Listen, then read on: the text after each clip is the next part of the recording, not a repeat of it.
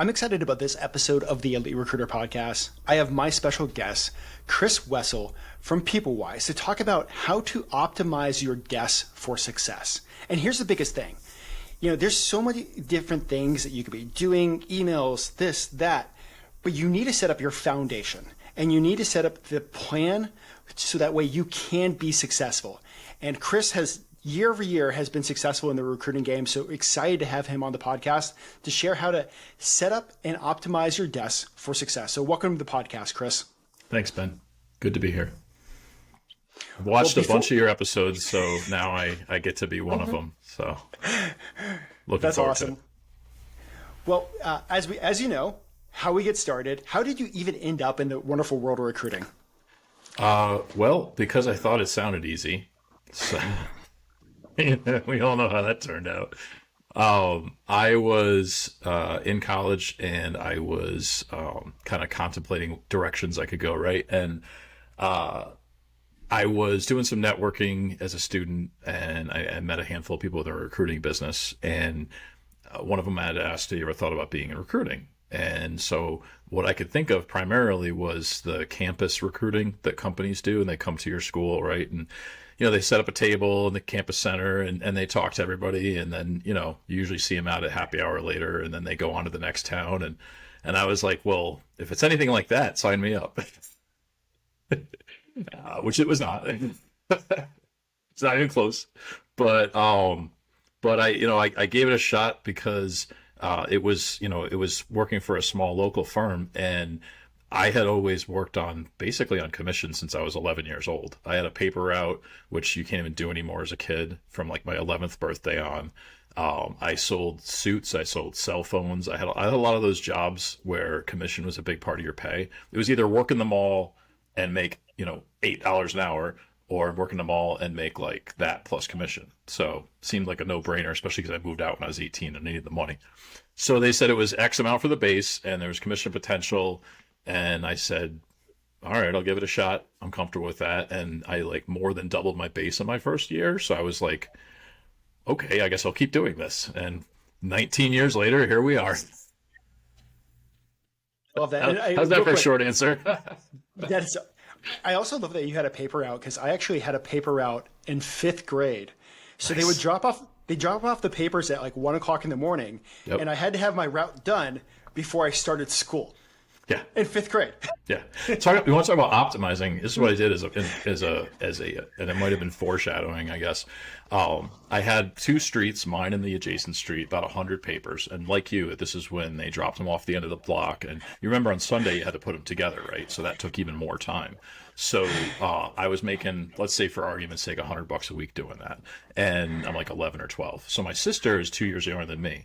And I basically outsourced half of my route to her for about 30% of the money. So I was keeping, let's say 70, giving her 30, and I cut the work in half.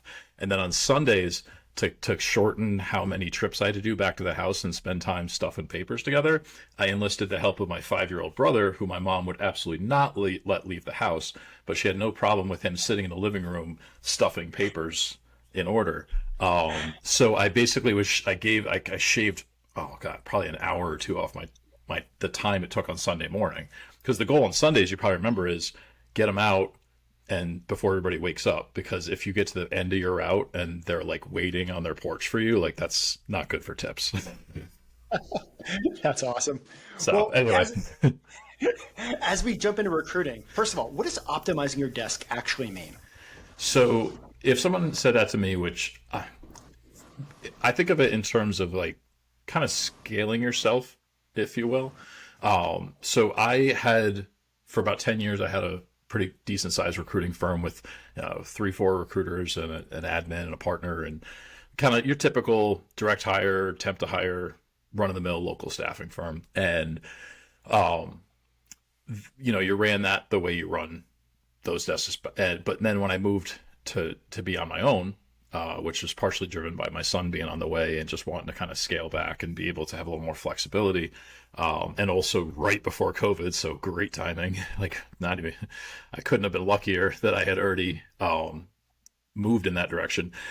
You find you only can do so much in a day, right? As an individual. All right. And a lot of solo recruiters out there that struggle with like, how do I get more done in a day? And I did too. And I kind of went through some exploration there. And so for me, really, it's all about getting the most out of the day, not just dollars wise, but also like other goals. Part of the way I'm structured the way I am is so I can spend, maximum amount of time with my son, be able to do family things. My wife has a very demanding job, so I like to be able to pick up and drop off from daycare. I like to be able to, be kind of able to pivot if he's sick and she's got a morning full of meetings and I got to move some stuff around, but everything still gets done.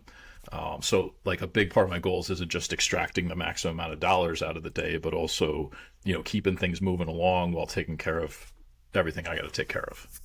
Well, it sounds like you're not extracting the maximum amount of dollars, but you're extracting the maximum amount of life out of the day too. Yeah, yeah. Like if I'm gonna do something, whether I'm in a meeting with a client or whether I'm doing a training for a client, because I also am a predictive index partner, so I do some of that stuff as well. Or if I go to like a charity golf tournament and I'm kind of offline for a few hours, it's nice to not have the business come to a screeching halt. It's nice, even while we're on this call, I have a virtual assistant who's still keeping the ball moving, right? Because I have and we'll get into the details of how that's managed, but my business didn't come to a halt so that we could have this conversation. Like, obviously I'm not talking to any clients or candidates right now, but things are still being done. And that gives me a great deal of comfort. So I think that's one of the things like a lot of solo recruiters and even like a lot of big billers should do is maybe have some sort of help, like a VA. What's your thoughts on that? Yeah, so the VA path has worked for me. There's a lot of learning involved in really making the most of it and getting the most value. I think that, and I had the same thought process, I think that our first gut instinct when we want to grow is to add another producer, whether it be a recruiter to work on jobs we bring in, or a salesperson to bring in stuff for us to work on, or full desk person to add. But what I realized is like you add you're a full desk yourself. If you just add another producer of any kind, in recruiting, there's a lot of like waste in the day, and like not every minute that we spend gets billed, right? And I think we always try to minimize that, right? If you just add another salesperson, another recruiter, there's still a lot of administrative aspects and a lot of like critical but time consuming tasks that are going on. And now instead of you've got you doing your client calls, doing your recruiting calls, and then also all that other stuff that needs to get done. You add a person, now that just added all their stuff too. You know what I mean? So it's like, if I hire another person, I'm billing X amount. I'm not going to get X times 2 out of that other person. I'm going to get an incrementally lower number because there's actually more administrative stuff to deal with, right? So I was like, okay. I also stepped back from having employees for a while because I just didn't want to have that. I just didn't want to carry that on my back along with, taking care of my kid and all that stuff. I kind of want to be an individual contributor for a while and just, recruit, have fun. I'll get the itch again. I'll want to grow a team, but not right now.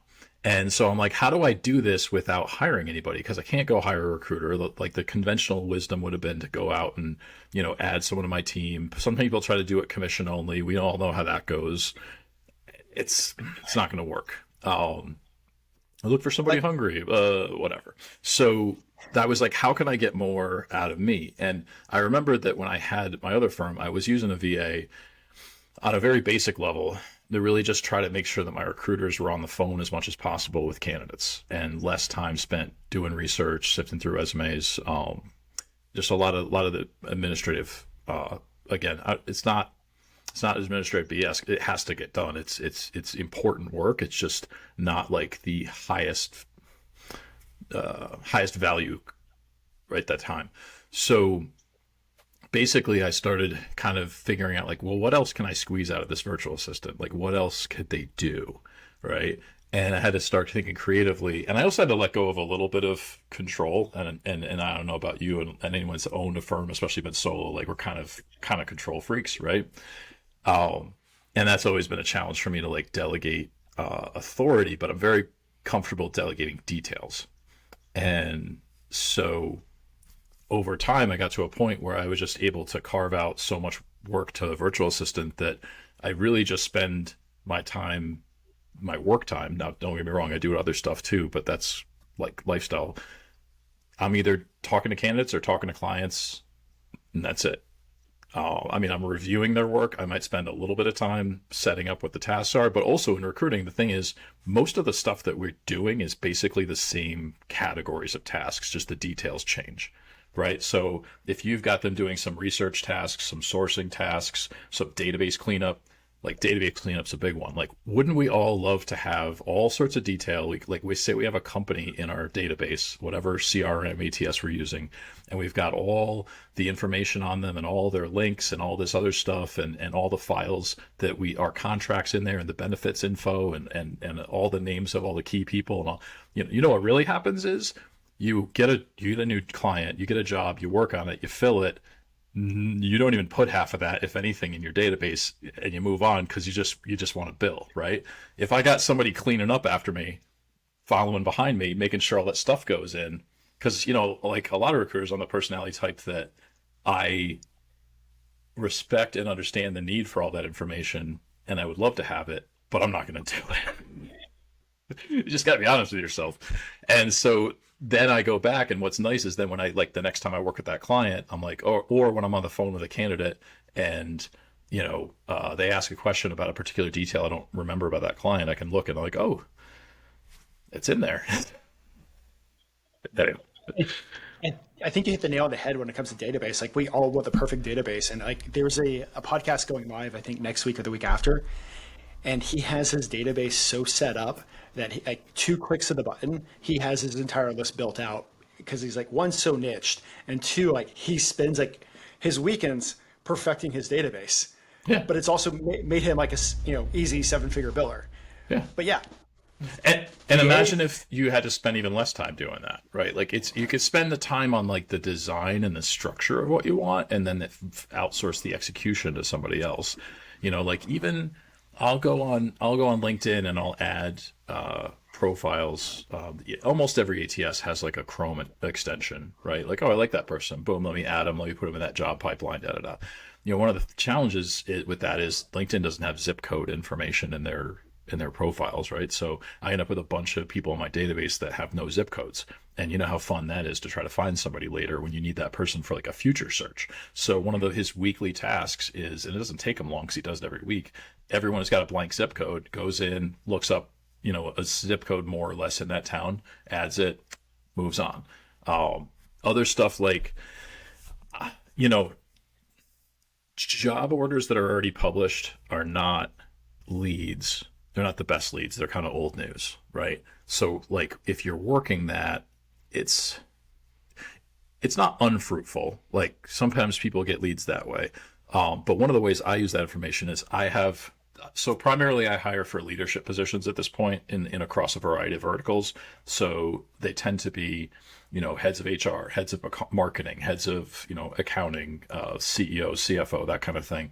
So I have them searching within a particular radius of those types of job titles, as well as anything that pops up from companies I've ever worked with, and collects them all, throws them all in a Google sheet from your review, because you don't want to put it right into your database because garbage in, I want to review it and then add all this information.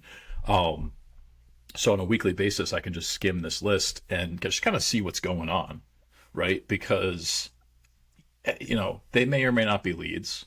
None of them may be leads. But let's say I get a controller search for a company in my region, and I've been looking at these curated lists my VA's been doing for years at this point. When we want to have a conversation with that client about what else is going on in the market and what kind of competition we're up against, and like who else is hiring for this role that we have to be hedging ourselves against, like I have that info because it's fresh in my head. because they've been gathering this. You know what I mean? So it serves a purpose for me. A lot of the little tasks I'm doing, and those are all like the nice to have things that you would never have the time to just go do yourself. And even if you did, you wouldn't do them every single week. You know, you wouldn't. I wouldn't. But Well, let me ask this. What yeah. are the top 3 things that you outsource to a VA? Kind of the first round of sourcing is a big one. So like, let's say I started a search for like a director of engineering for a company in the semiconductor industry, right? And I'm going to have, we got our agreement placed, et cetera, have the intake call with them, got all my notes. I'm going to go in, run searches in kind of the usual places, LinkedIn Recruiter, Indeed, because, I mean, you never know. It's not a primary source, but every now and then there's one that just falls out of the sky. But pretty heavily LinkedIn, as most of us do. And I'm gonna have that. I'm gonna run search strings that, in my opinion, yield about the right amount of people, and the profiles look like we're pretty much barking up the right tree. And then I'm gonna have that VA go in and pull all those profiles, add them to my CRM. If they're already in there, check for duplicates. That's a big thing. If he's not sure, he puts the ones on a duplicate review list that I take a look at. Because if he can't tell, like if he can match them up like they were both at the same jobs, great. If he's not sure, I'm like, if you're not sure, don't wedge them together. Let me look at it first. So he'll gather all that info, and then what I'll do is that puts it in a format that's really easy for me to just skim through, and I read really fast. So I'll just review that list, get rid of, he'll pull together 50 or 60. I'll ditch like a 10 or 20, right? And then I'll have him go in and send messaging to them that I've already written. But then the way it's set up, the responses are going to come to me. So one of the things you don't want to do with a virtual assistant is you want to, like, they work very well if the tasks are clearly defined. So if it's send this type of message to like this person, etc. If you want to have them start engaging in conversation with candidates or prospects, that's where I personally draw the line, because then it starts to get a little hairy.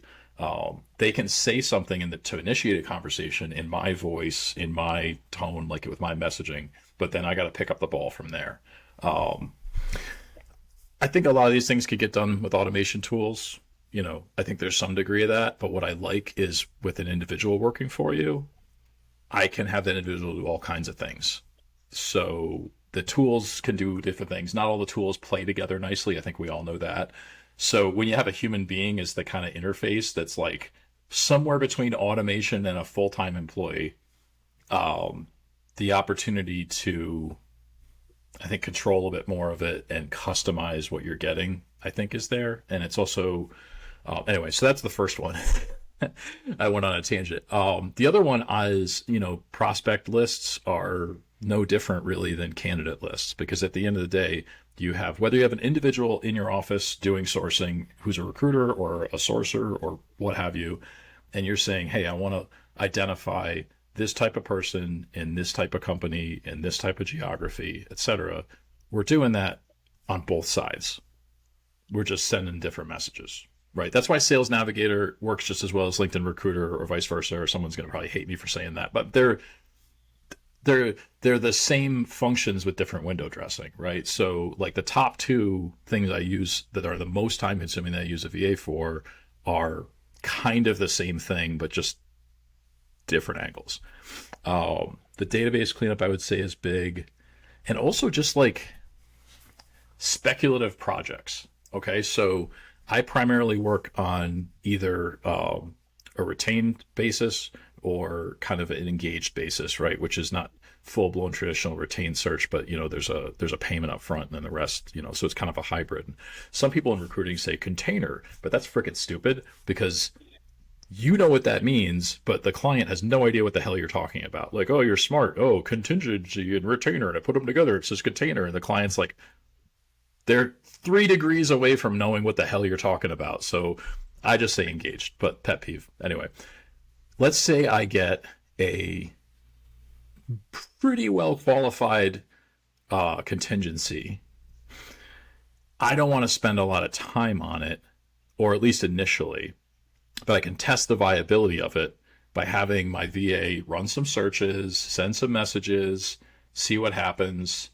If nothing comes of it, I've spent all of $50 on this venture for them working on it for 4 or 5 hours. Versus if I went one Saturday just putzing around, sending some message on LinkedIn, be like, this is going nowhere, this is crap, I just wasted my afternoon. I don't have to deal with that. So like I'm very comfortable giving kind of tasks that may or may not turn into anything on a limited basis. I don't want to blow this whole week on it. But does that kind of make sense? Like, because then it's not my time. The other thing I found too is if you have people on your team, like domestically, whatever country you're in, but like let's say you have, a recruiter who's incentive based, or a lot of their pay is incentive based, and you have them go off on some wild goose chases, and it doesn't turn into anything, you're going to run out of employees fast because they're going to be like, this is going nowhere. I'm not making any money on this. Now, if you've got a virtual assistant and you're occasionally spinning their wheels, having them try something out that may or may not pan out, they don't care. They're just doing their job.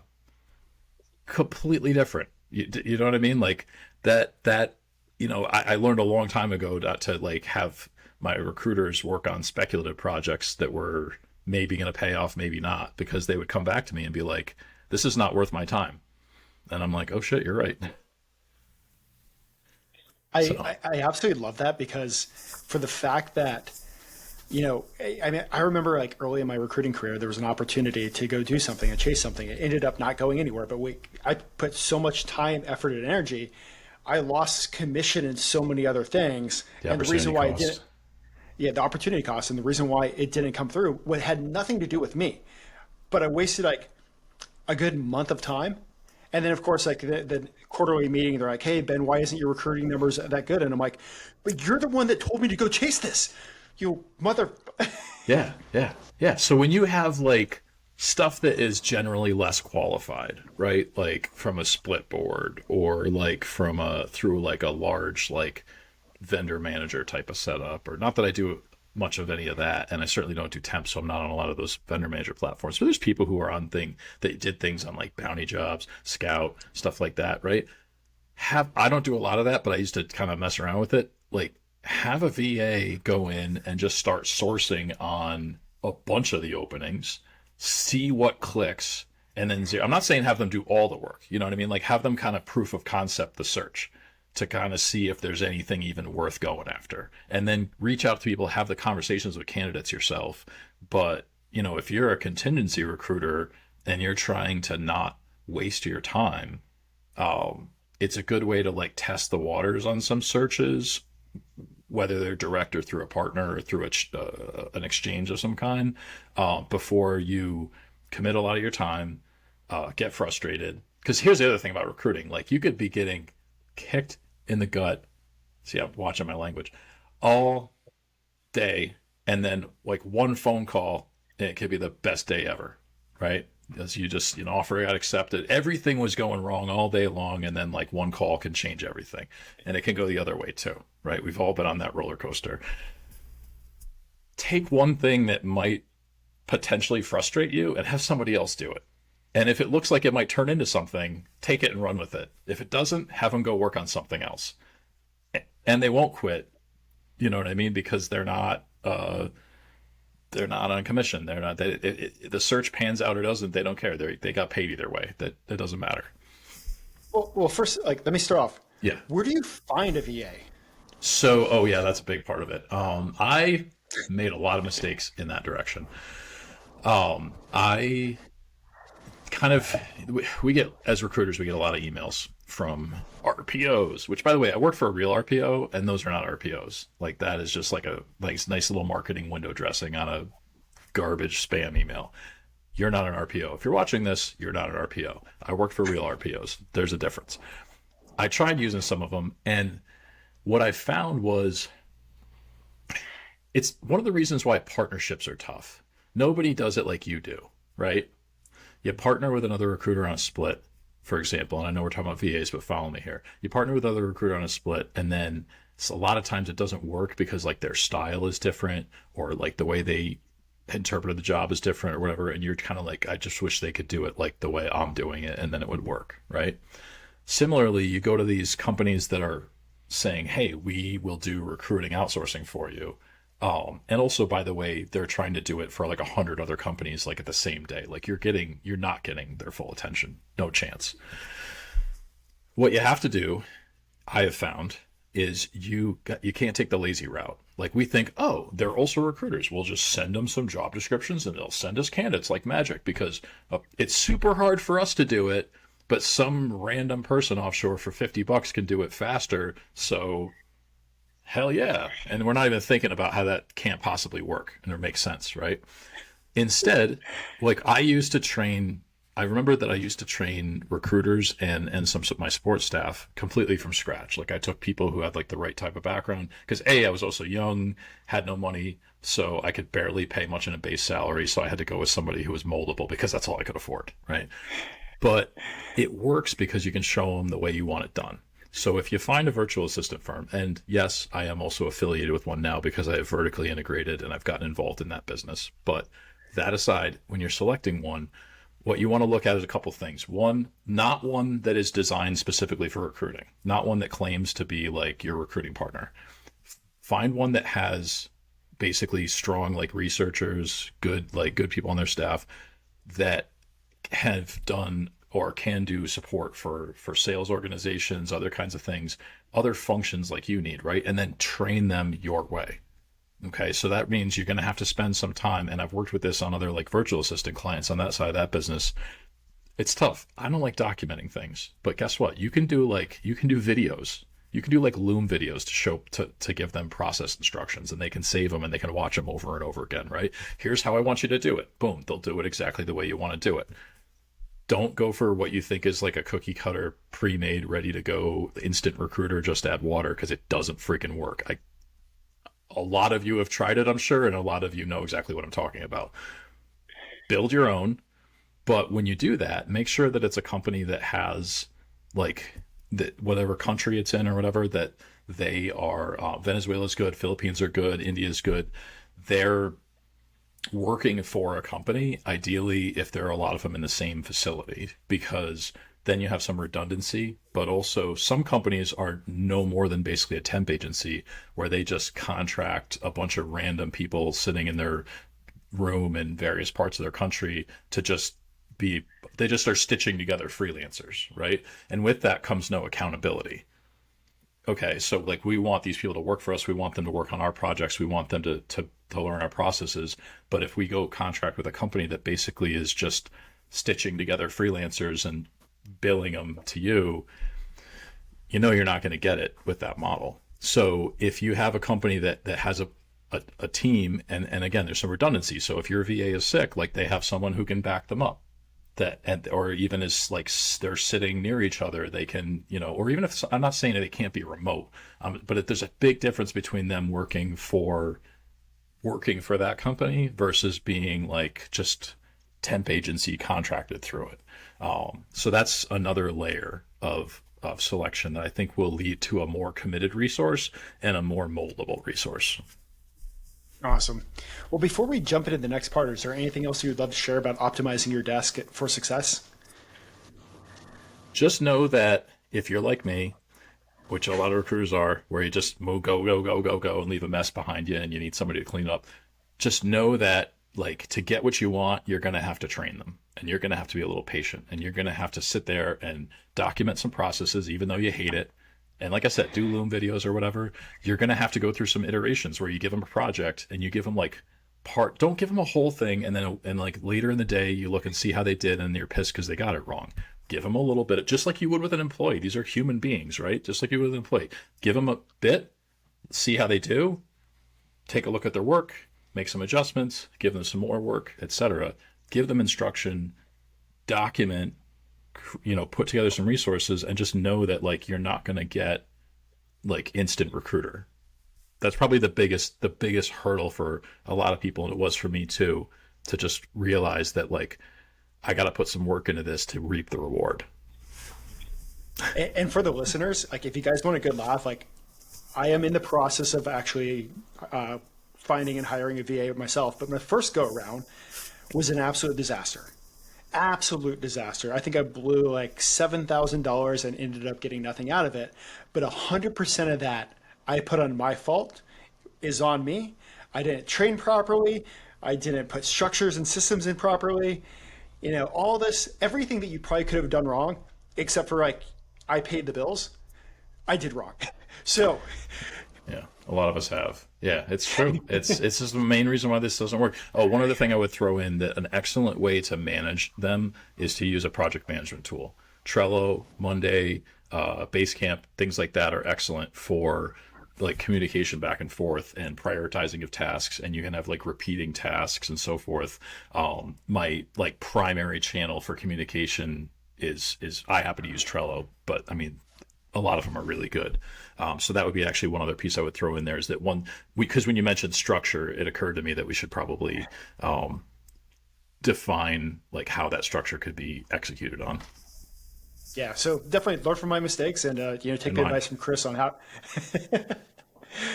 All right, as we move over to the quick fire questions, Okay. What advice would you give to a brand new recruiter that's just starting off in the recruiting industry this year? I would say, and I think this year, any year, the biggest thing I learned is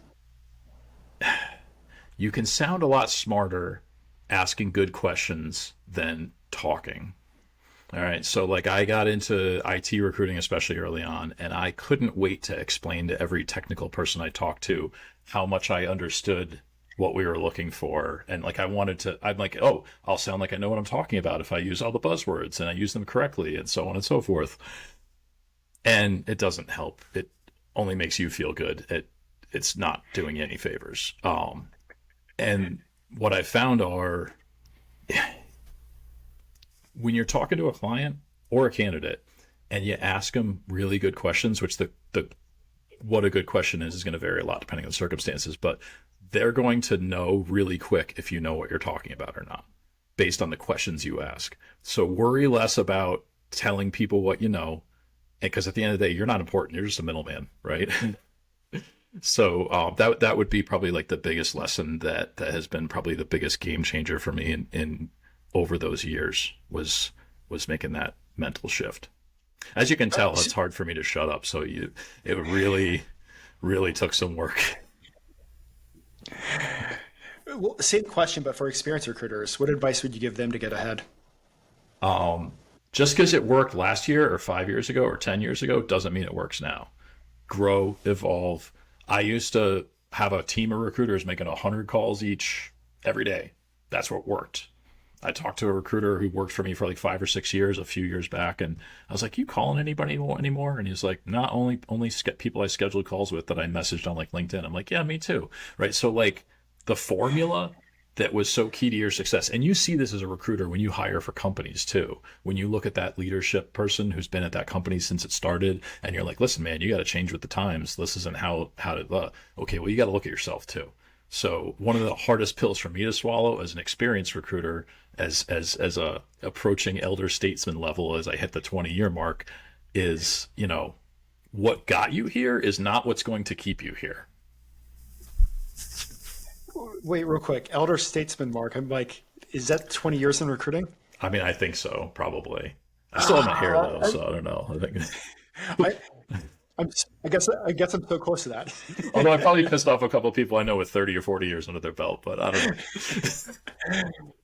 Has there been a book that has had a huge impact on your career?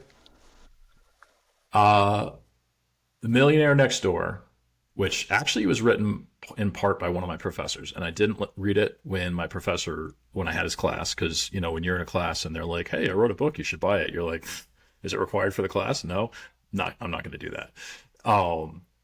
But essentially, it is an academic study from, and this is at this point, it's going way back because I think it was like late 90s. It was written on the spending habits of like genuinely wealthy people, as opposed to people who just had like high income and had a high cost of living, etc.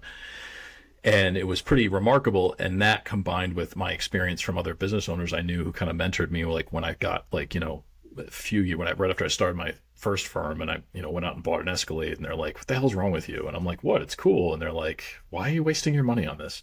And I'm like, this is coming from someone who owned like $100 million company. So I'm like, wait, what am I doing wrong? So like that book was big because like, listen, all of us can get out there and make money in different ways. We all have our styles. We all have our, how we get customers, but there's basic rules of money that you got to follow. And if you want to keep all that money you're making and have a good life, a book like that kind of helps rein me in early on to not be just like money came in and money went out. So I credit that a lot with like just like personal development, as a recruiter and business owner, that, you don't have to work quite as hard on offense if you're pretty good at defense. And I don't mean like living cheaply. I just mean, not overextending yourself. Awesome. What do you think has been a big part of your personal success? Well, I would say good support system is probably number one. My wife is a huge supporter, and I wouldn't have been able to take the leap that I did from like bigger firm to solo without her support. I think that I'm very lucky to have quite a few clients who became friends who taught me a lot about just business in general, whether it's business ownership or even got ideas. Like you can get some great ideas for people who are in different industries than you. You could get great ideas from, someone who owns a jewelry store chain, or somebody like, it doesn't matter. Like there should be one little nugget that you're like, oh, that's a great point. So mentors and kind of general support structure, absolutely. Without that, everything else would not happen. With everything that you know now, all the experiences you have, if you can go back and talk to yourself at the very beginning of your career, what advice would you give yourself?